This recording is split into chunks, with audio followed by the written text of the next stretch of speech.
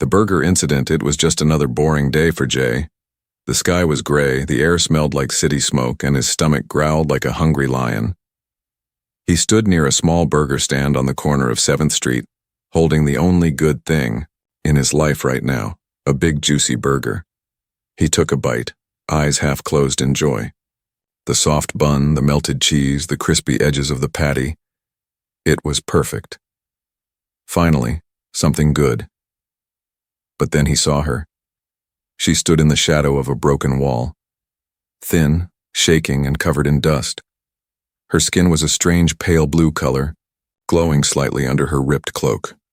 Her hair was silver white, tied in a braid that looked like it had seen a war. Her eyes, big, golden, and sad, stared at the burger in Jay's hands like it was a life-saving treasure. Jay blinked. You okay?" he asked, confused. She didn't reply. She just stood there, breathing hard, one hand on her chest like she was in pain. People passed by her like she didn't exist. Some took out their phones and started recording. One guy even laughed and said, "Nice cosplay." But Jay didn't laugh. Something about her wasn't fake. She didn't look like someone playing dress up. She looked like someone who had run from something terrible. Jay slowly walked up to her. "You hungry?" he asked softly. She looked at him. Not just looked, but searched his face, like she was checking for danger. Then her eyes dropped to the burger in his hand. Without thinking much, Jay tore the burger in half and held one piece out to her. "Here," he said. "Take it." She didn't move. "It's not poisoned," Jay added, smiling nervously. "Unless you're allergic to ketchup." Her hand finally reached out, shaking a little. She took the burger half and stared at it like it was a gift from the gods. Then, with one slow bite, she started eating. Jay watched her eat in silence. For some reason, he felt weirdly proud, like he'd done something right today. But then it happened. Her body glowed faintly. A small circle of light formed on her forehead, like a glowing tattoo. Strange symbols danced in the air, invisible to others but clear to Jay. "What the hell?" he whispered. The girl dropped the burger and fell to one knee. She slammed her fist on the ground and said something in a language Jay didn't understand. Then, she looked up at him. "Protection bond initiated," she said in perfect English. Jay blinked again. "Come again?" "You gave food freely," she said, her voice deeper now. "You showed kindness. You are now under my guard." "Wait, what? I just gave you a burger, that's not a contract." But she stood up, straighter now, her eyes locked onto his like a soldier ready to take orders. "You are under threat," she said firmly. "I sensed it. Your energy is hunted." Jay looked around. "Lady, I'm not hunted. I'm broke, single, and late on rent. But no one's chasing me." She tilted her head. "Your danger is not obvious, but it's near." He backed away slowly. Okay. Thanks for the whole guardian angel thing, but I think we're good here. You can just..." Suddenly a loud crack echoed in the distance. Jay ducked instinctively. She didn't. Instead, she moved. Fast. Too fast. She grabbed Jay and pulled him behind a street pole like a ninja. A second later, a small black dart hit the wall where Jay had been standing. "What the hell was that?" Jay gasped. She touched the dart with her fingers and sniffed it. "Tracker dart," she said. "Low-tech, human-made, but not from this earth." Jay's jaw dropped. "Wait. Not from this earth?" She looked at him again, more serious now. "They found me. And now, they've found you." Jay's brain was spinning like a washing machine on high speed. 1 minute ago, he was eating a burger. Now a glowing alien girl was calling him targeted and throwing him around like an action movie star. "You should not have helped me," she said, her voice soft now. "But you did, and I cannot break the bond." Is this some kind of cosmic Uber Eats punishment? She didn't answer. She simply stood next to him, eyes scanning the rooftops like a trained soldier. Jay stared at her. Then he looked at the half-eaten burger on the ground. This is going to be a weird day, isn't it? She nodded. Very weird and very dangerous. The hunter Jay didn't sleep that night. How could he? There was an alien girl in his tiny one-room apartment, standing in the corner like a silent statue. Her eyes glowing softly in the dark, her hands folded behind her back like a royal guard. She didn't blink. She didn't move. And she definitely didn't believe in personal space. Jay lay curled up on the couch with one pillow and a rising sense of panic. "Can you please sit down?" he finally asked. "You're creeping me out." Zara didn't move. "I am trained to remain alert. Sleep is for when the enemy rests." Jay pulled the blanket over his head. "Right. Of course. Alien warrior stuff. Just, if you're gonna keep standing there, at least don't stare at me like you're deciding whether to protect me or eat me." She didn't reply. He sighed. "This is what I get for sharing my burger." The next morning, Jay walked into his local coffee shop trying to pretend everything was normal. Zara followed him, 2 steps behind, wearing his hoodie now, which didn't help much. She still looked like someone from a sci-fi movie. Her eyes, her skin, even the way she moved, like she was floating more than walking.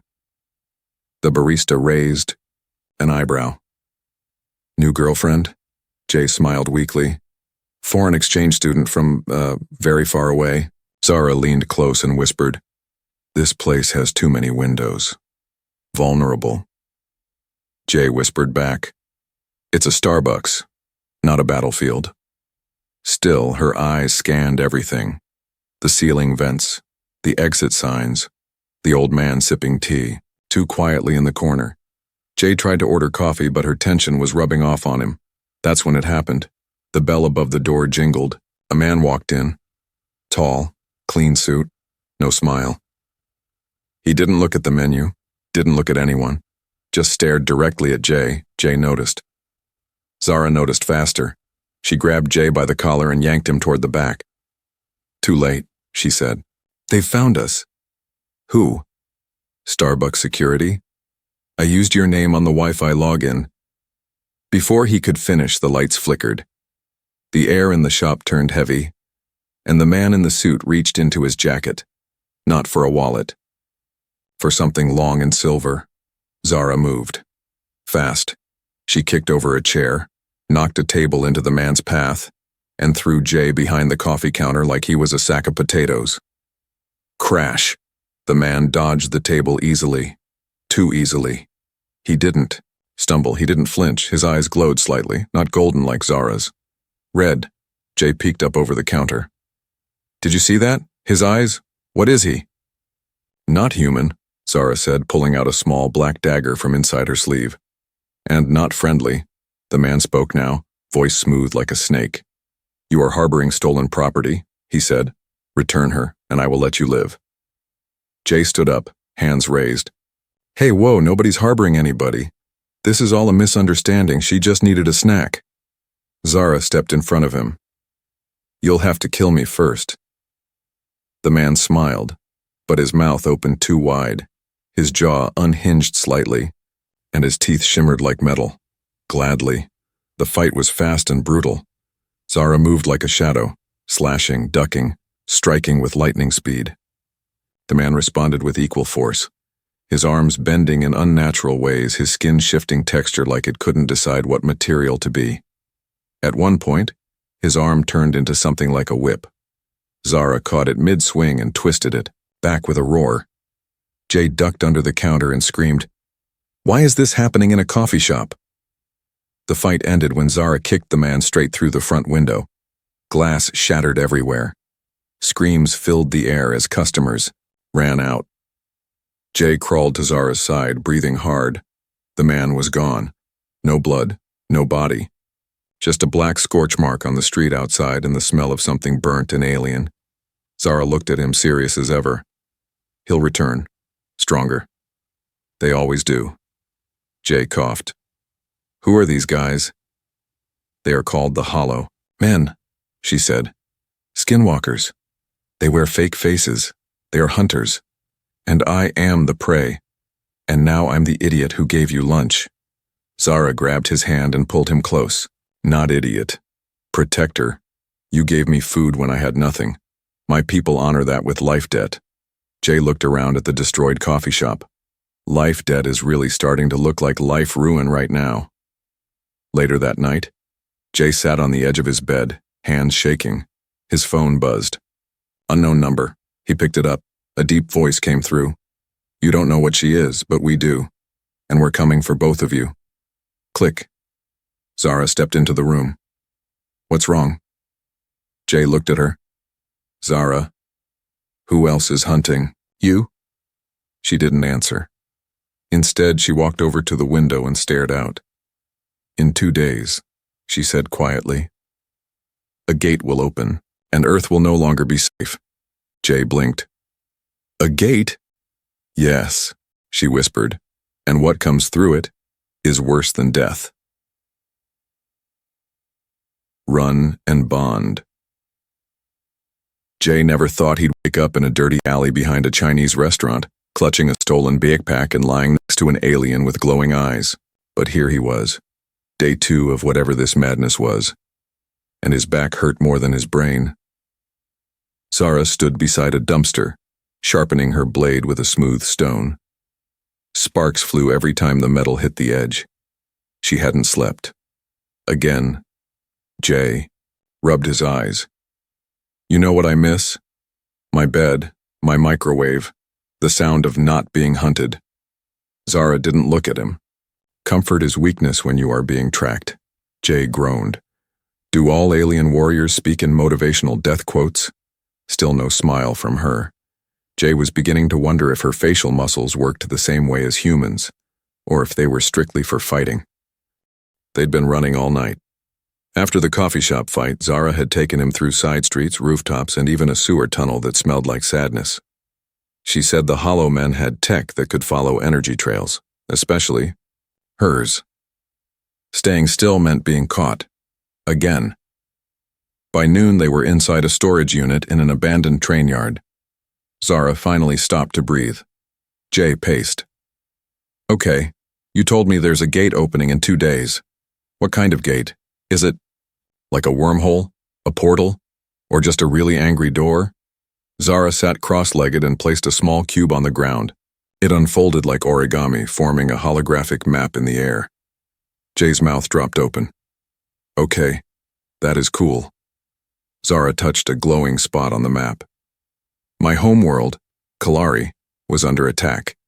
We used the last of our power to send me through the gate. I was carrying something important, a relic. Jay squinted at the map. So, you're a delivery girl? Zara looked up sharply. That relic controls life and death across systems. In the wrong hands, it can collapse a planet. Jay raised both hands. Okay. No disrespect to your space artifact. So where is this relic now? Zara didn't speak. She simply pointed.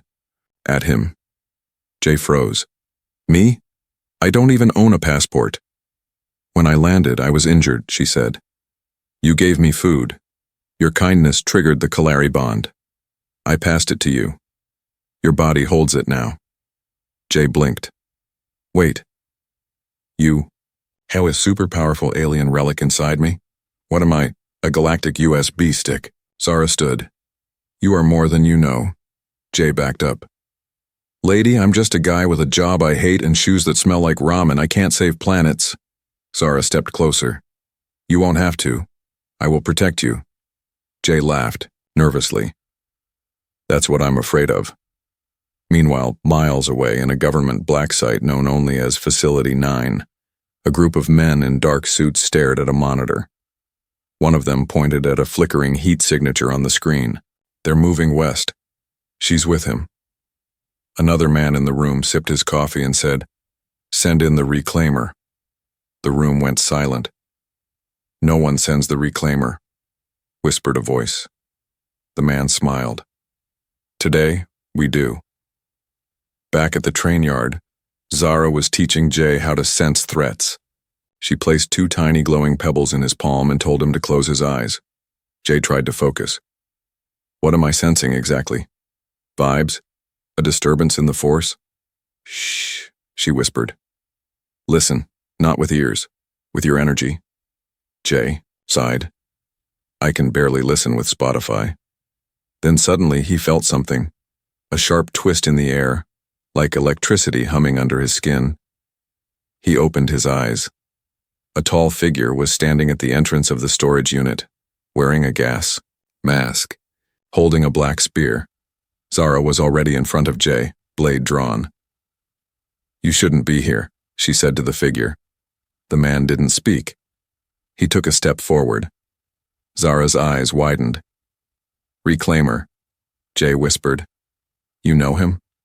Zara nodded once. Not a him, not anymore. The reclaimer moved fast. Zara met him mid-charge.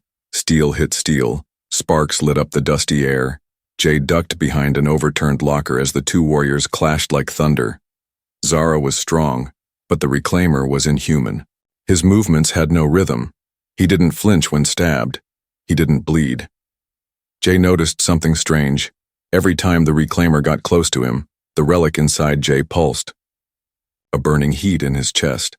Then he heard Zara scream. The reclaimer had pinned her, his spear at her throat. Jay's heart pounded.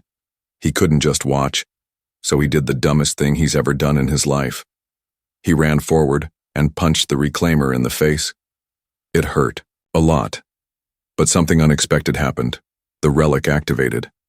A shockwave burst out of Jay's body, throwing the reclaimer across the room like a rag doll. Lights flickered, metal screamed. Zara looked up, stunned. Jay stood there, chest glowing, faintly eyes wide. Did I just do that? Zara got to her feet, breathing hard. Yes, and now? They will all come. Jay slumped to the ground. Great. Just great. I'm a space battery. Later that night, they sat in an old train car, quiet, breathing, thinking. Zara broke the silence. You were brave today. Jay looked at her. No, I was stupid. Brave is what you are. She paused. Then, for the first time, she smiled. Just a little. Perhaps you are both. Jay looked out the window. Zara, if this relic is so powerful, what happens when the gate opens? She looked at the sky. Then, all hell arrives. The gate opens. Jay hadn't blinked in 5 minutes. He sat on top of an abandoned train car in the middle of the night, staring up at the sky. But it wasn't the usual sky. Tonight, the stars were wrong. Some twinkled like they were blinking back. Some pulsed like warning lights.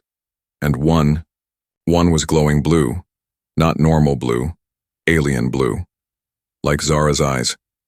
She sat beside him, arms crossed, her blade resting across her lap. Quiet, still, focused. The gate opens tomorrow, she said softly. We don't have much time. Jay exhaled. Yeah, you've said that 3 times, but you still haven't told me what's coming through this gate. Zara didn't answer right away. Then she said, the ones who made the Hollow Men. Jay blinked. Hold up. You mean those creepy face-wearing guys are the underlings? Zara nodded. They're just the scouts. The real threat. They are the architects of silence. Jay stared at her. That's the scariest band name I've ever heard. She almost smiled. Almost. They don't just destroy planets, Jay. They erase them. Wipe out all memory of what existed. Entire civilizations. Gone. Like they were never there. Jay's throat tightened. He tried to laugh it off. Okay, cool, yeah, no big deal. Just cosmic space ninjas who erase planets. Love that. Very chill. They moved again at dawn. Zara said the energy lines beneath the city were shifting. Something ancient was waking up. They could feel it in the ground, in the air, in the strange silence of the birds. By noon, they reached an old sealed-off subway tunnel. Zara stopped at a rusted metal door with strange carvings on it. Jay ran his fingers over the markings. What? Is this place? Hidden node, she said. One of the last Kalari gateways, buried long ago, but now it's calling. She pressed her palm to the door. The symbols glowed. The door shook. Then it opened. What lay beyond was not human. The tunnel behind the door didn't look like stone or metal. It shimmered like liquid, flowing walls, pulsing lights, gravity that didn't know what direction to follow. It was like walking through a living thing. Jay stepped in and nearly fell sideways. "Okay, I'm walking on the wall. This is wrong. This is very wrong," Zara guided him. "Stay close." The dimension lines blur inside. At the center of the tunnel, a pedestal rose, and on it a sphere of light hovered, glowing the same color as the relic inside Jay. Zara turned to him. "This is the key point, the place where the relic can be extracted or activated." Jay held up a hand. "Wait, you never said anything about extracting." Zara's eyes softened. "If I remove the relic, it might destroy you." Jay stepped back. "Okay, that's a strong might. What's the other option?" "If you accept it," she said, "you become a beacon." Sounds shiny. It means they will find you instantly. You will become the light they chase.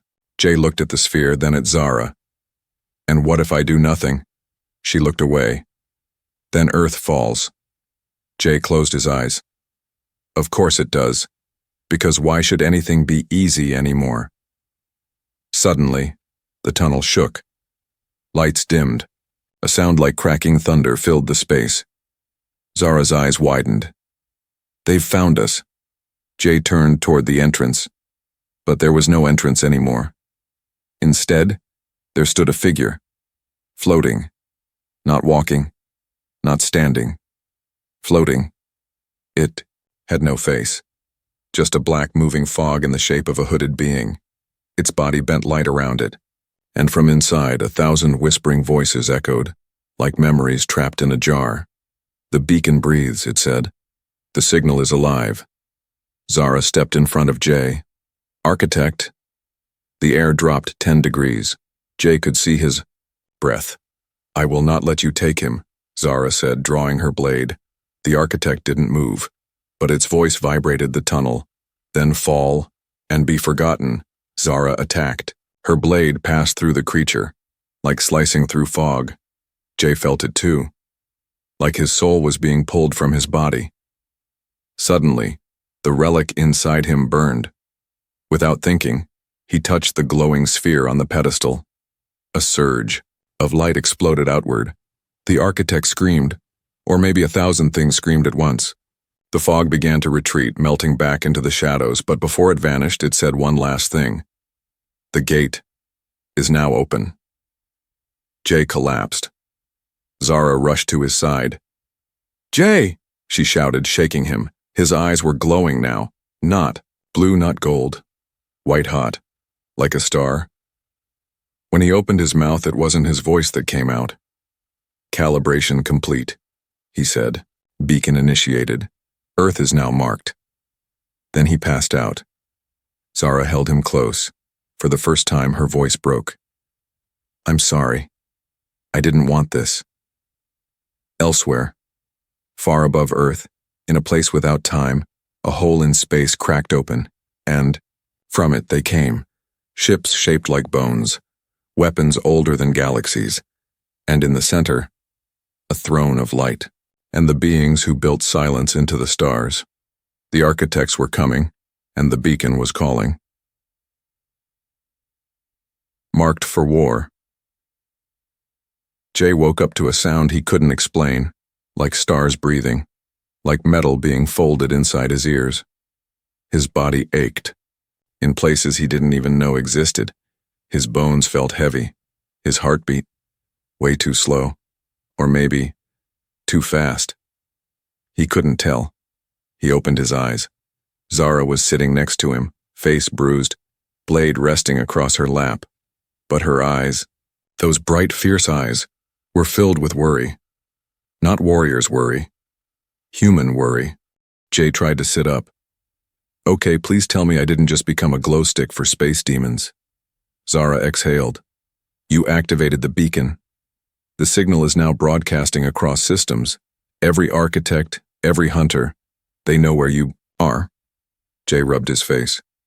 So I'm basically a space lighthouse, yeah, for evil? Yes, she said. A very loud one. The tunnel was collapsing around them. The gateway had burned out. The light sphere cracked and faded, its energy transferred entirely into Jay. The moment he touched it, the relic embedded itself into his nervous system. Zara had seen this before, only once. A Kalari general had done it long ago. He lived 33 minutes after activation. Jay had already survived 2 hours. But his body was changing. Faster reflexes, faster thinking, skin that shimmered under sunlight. And worst of all, he was starting to hear things, thoughts, words, voices. At first it was whispers, then it became clearer. Host identified. Synchronization, 61%. He didn't understand it, but something inside him did. They left the ruins and headed back to the surface using hidden paths only Zara could see. But Earth didn't look the same anymore. The sky had turned darker. Not cloud dark, but deep space dark. Strange stars had appeared in broad daylight. People were noticing. Phones were recording. The internet was buzzing, but the threat wasn't on TikTok yet. Not yet. Zara stopped at a hill overlooking the city. Jay stood next to her, watching a giant ripple move across the clouds, like something invisible just passed through the atmosphere. What was that?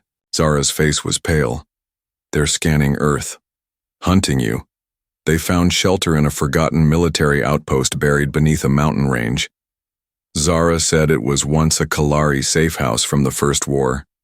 Jay stared at the wall, covered in symbols and old weapons. How long have your people been visiting Earth? Zara hesitated. Thousands of years. We once helped humanity grow. Shared secrets, then the architects came. Jay nodded slowly. And you ran? No, she said, her voice low. We fought. We died. And we buried what was left here. Until now. That night, Jay couldn't sleep. He sat alone, his hands shaking, his body still buzzing. He didn't know if it was fear or power or both. Then something entered the room, not through a door but like it had phased in. It looked like a man, but off. Skin too smooth, eyes that reflected no light. And its voice was calm. Too calm. Hello, Beacon. Jay froze. You're one of them? I am a harbinger, it said. We are the messengers of the architects. I come with a choice. Jay stood slowly. Let me guess, surrender or die? No, the harbinger said. Surrender, or watch them die. It showed him visions. Zara, bleeding, cities, burning, Earth cracking like glass. The harbinger stepped closer. Give us the relic. We will leave this world untouched. No war, no pain, just silence. Jay's voice shook. You call that peace? The harbinger smiled. We call it mercy. Suddenly Zara burst in. Her blade sliced through the harbinger, but instead of dying it split into mist, vanishing through the cracks of the walls. Jay gasped. It knew where I was. It got inside my head. Zara held him. It's not just the beacon anymore. They're inside you. The next morning Zara gave Jay a choice. Run and hide. Or fight. Jay looked at her. Do I even have a chance? She nodded. You have something stronger than them. What? Courage? She shook her head. Free will. They don't understand humans. They underestimate your chaos. Jay smirked. Nice. Our greatest weapon being unpredictable morons. She smiled, but the mood didn't last. Because far above Earth, the first wave arrived. 6 ships, each the size of a mountain, hovering, silent, watching. People everywhere saw them. The news exploded. Panic flooded the streets. Governments scrambled. The skies turned red, and Jay felt something stir inside him, like a sleeping lion waking up. They're not here to negotiate, he whispered. Zara nodded. This is only the beginning. Elsewhere, inside the command chamber of the architects, a voice spoke through the void. The beacon is active. His mind is stabilizing. If we wait, he may become aware. A taller figure, faceless, crowned with shifting stars, responded, "Then we crush him before he remembers who he really is."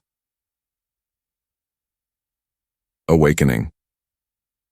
Jay stood in front of the mirror, but the face staring back didn't feel like his anymore. His eyes were brighter.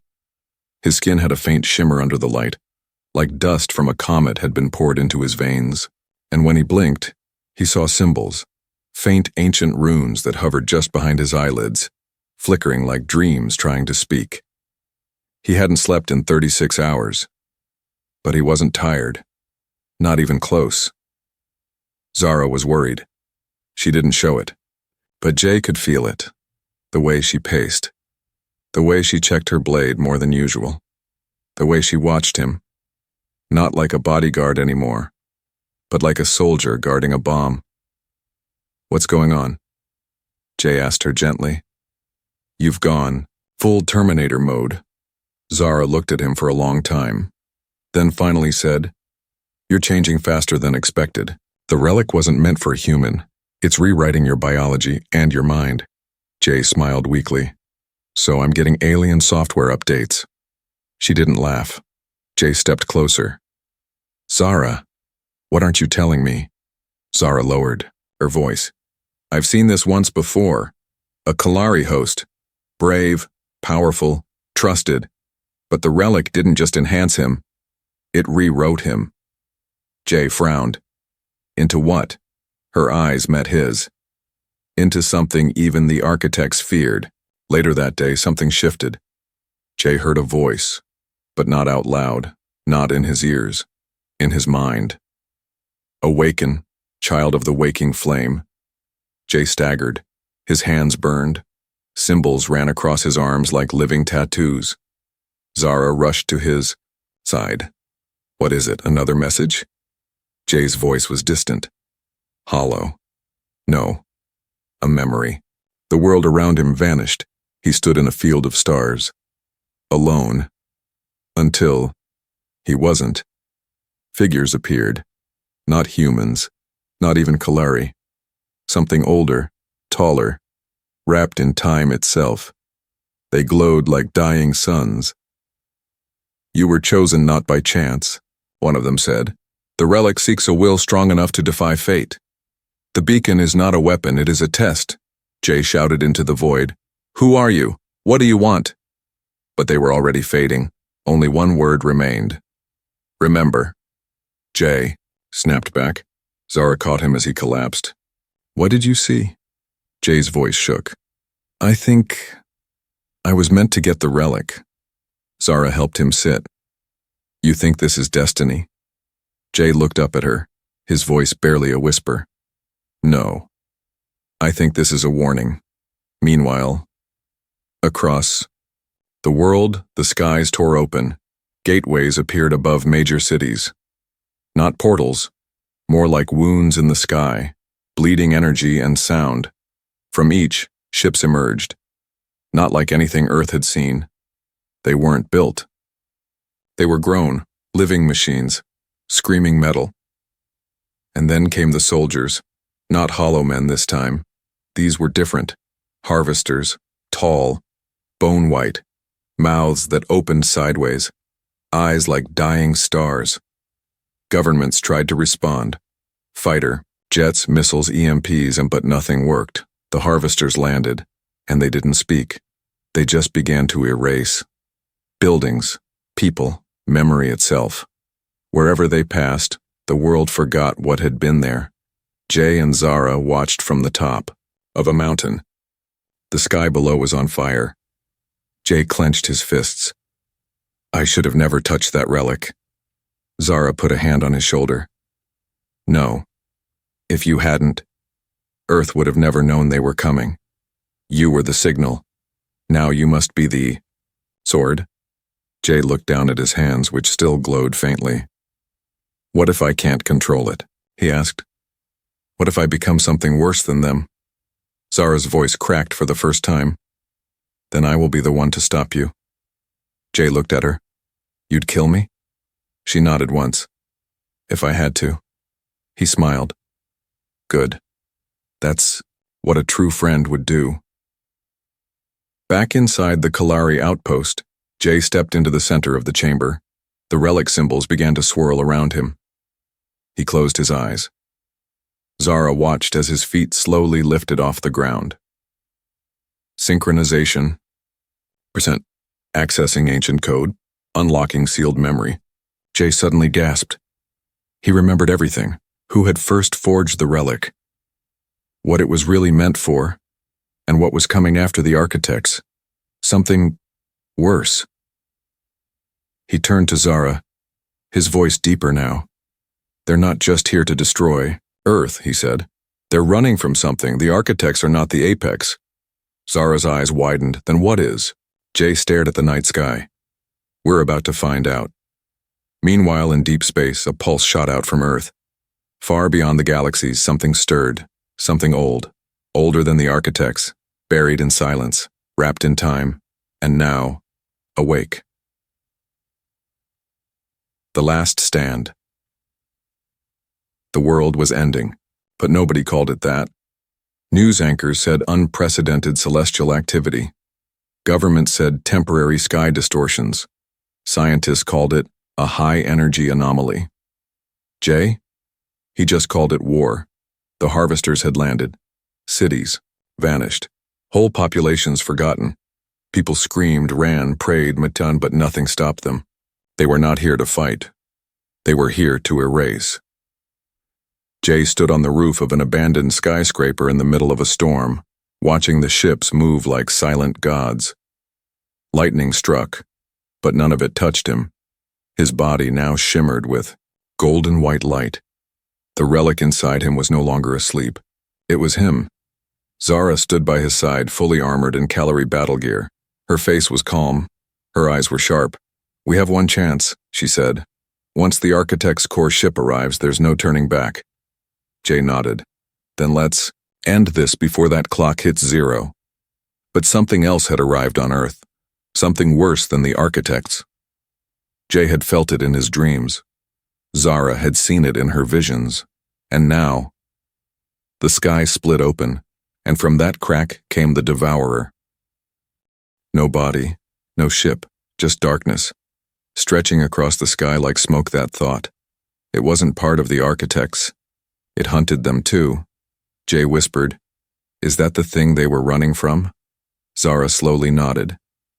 Yes, it eats stars, worlds, memories. And now, it's following your light. Jay laughed bitterly. All this because I gave someone half my burger. They made their way to Ground Zero, the energy core in the middle of the Earth, long buried, long silent. But the relic inside Jay was waking it. Zara stopped him at the final gate. You don't have to do this, she said. We could run, we could find another planet, another galaxy. Jay looked at her, tears in his eyes. No. I'm tired of running. I was nobody, Zara. A guy with no dreams, no purpose, but now. He looked down at his glowing hands. Now I get to matter. Meanwhile, above Earth, the Architect's final ship arrived. Massive, moon-sized, covered in bones and lights that pulsed like a heartbeat. Inside the ship, the Architects debated. The beacon is unstable. He must be deleted before he awakens fully. The Devourer follows. Him, Earth must be sacrificed. He is Kalari tainted, not pure. He is human. And that's when the oldest Architect said something that shook even the stars. Then perhaps we were wrong about humans. Jay reached the core, a chamber of energy, light, and memory. Floating above the center, a console shaped like a sun. He touched it. Everything unlocked. Thousands of lives. Billions of voices. All the beings who had ever touched the relic. They were all inside him now, and they spoke as one. Do you choose to become the flame eternal, Do you choose to be more than human? Do you choose to burn for others to live? Jay's voice didn't shake. Yes. His body exploded into light. Zara covered her eyes, tears streaming down her face. The ground shook. Above, the architect's ship turned toward the devourer. They would make their stand, not as gods, but as soldiers. And from the Earth's surface, Jay rose, no longer just Jay. He was something else, part human, part Kalari, part ancient energy. A bridge between lost worlds. He flew through the clouds, straight into the face of the devourer. Zara watched through a scope from the ground. He's going to do it, she whispered. He's going to light the beacon. Jay floated in front of the darkness, and then he spoke, not with words, with will, with memory. He showed the devourer Earth, the laughter, the music, the chaos, the mistakes, the love, the burger stands, the coffee shops, the mess, and one simple act of kindness. A boy, sharing his food, with a girl who had nothing. The devourer paused. The darkness wavered. And for the first time in the universe, it hesitated. And in that hesitation, Jay burned. He gave up his light. He exploded with every ounce of power inside him. A wave of energy shot across the galaxy, pure, warm, bright. It hit the architect's ship. It burned the harvesters to ash, and it pushed the devourer away. Silence. Zara stood alone. The skies cleared. The clouds returned. No more ships, no more monsters. Just Earth. Safe.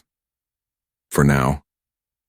She found Jay's jacket on the rooftop later that night, folded neatly. Next to it was a note, burned into the stone. Tell them I wasn't a hero. I just didn't want her to be alone again. 1 year later. The world was different. People remembered. The governments had changed. Peace was fragile, but real. Zara now worked in secret, training others to protect Earth in case they came back. She was no longer alone. And sometimes, in the wind, she thought she heard his voice. Still guarding me, warrior girl? She smiled. Always.